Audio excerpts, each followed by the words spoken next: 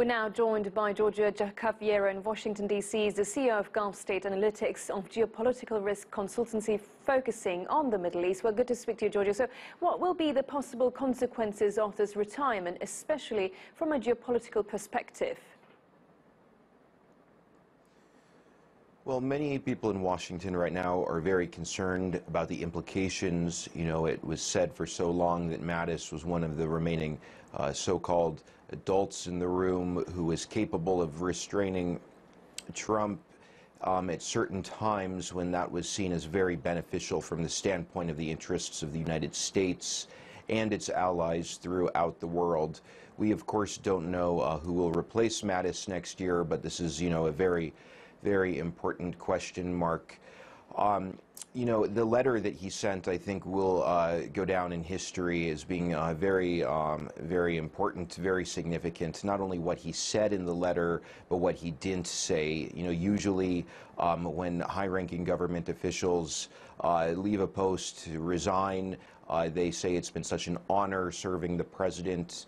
That wasn't in this letter is rather telling. And was it due to the decision on Syria and on a Middle East strategy? Many people are saying that, but I'm not so sure. I think obviously there was disagreement between Mattis and Trump on this Syria decision, but I think it was more the entire Trump presidency as a whole that led to Mattis making this decision. Maybe it's reasonable to conclude that the decision about Syria and also recent development regarding U.S. policy in Afghanistan were the straws that broke the camel's back.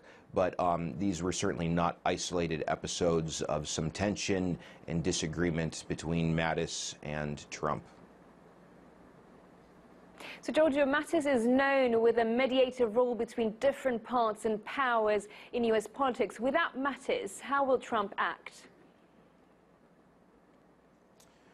Well, I think he's going to be less restrained, but of course this is going to definitely depend on who is going to replace Mattis, how that defense secretary is going to look at the situation in Syria and Afghanistan.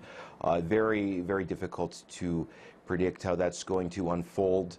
I think Trump is probably going to want to appoint someone, though, who views these situations in ways that are much more similar to how Trump views them. Well, that's all the time we have. Thank you very much for that, Giorgio Cafiero.